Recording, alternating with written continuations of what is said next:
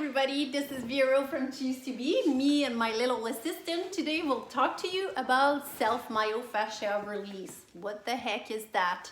So, time is the essence, self-care, and discovering our own body, and also finding a way to release pain in our body. So I brought some of my favorite tools to do self-myofascial release. So the best way that I have to understand what self-myofascial release mean is that within our body we have some knots and tension point. We can call them tension points. So it's like if I stretch, I still feel like, oh, there's pain right there. It's a knot or a tension point. So how can I release this? There's different way to release it. One of them is like heat and cold and alternating between heat and cold. Another way of doing that is using different tools to do pressure and release. So it's kind of giving yourself a massage, right? I don't know if you go to the massage therapist, but sometimes you're like, oh, just a little bit more to the right or a little bit more to the left. But sometimes we don't voice those needs. In that case, you are the one finding those pressure points, these point that have tension, and releasing them by applying pressure and release.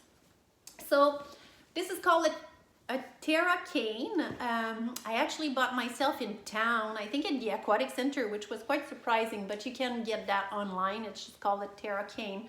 And what is awesome with this one is that I really like this for the trapeze, because you can come right in the trapeze and around the shoulder blade really well. I also use that for my diaphragm, like to release my diaphragm when I lay down. The purpose of this video is not to show you everything I can do with it, but this is such a great tool. You can come and do your lats. There's so many points you can do, so that's quite useful and handy. Then I have these two balls. These are trigger point balls. I'm not sure what is the brand of this one, but this one is this little thing.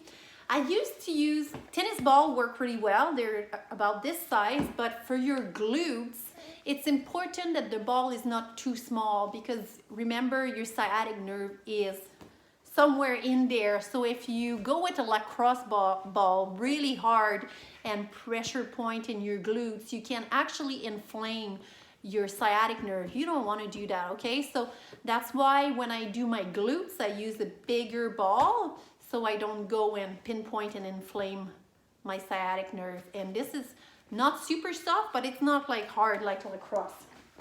And lastly, the last tool that I really like using is, it's a massage gun.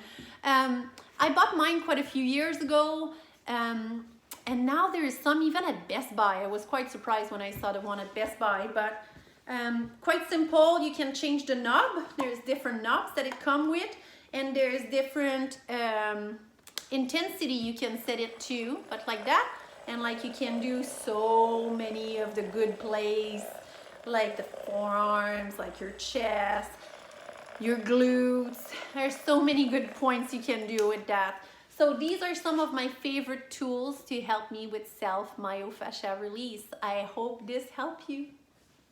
Thanks for watching.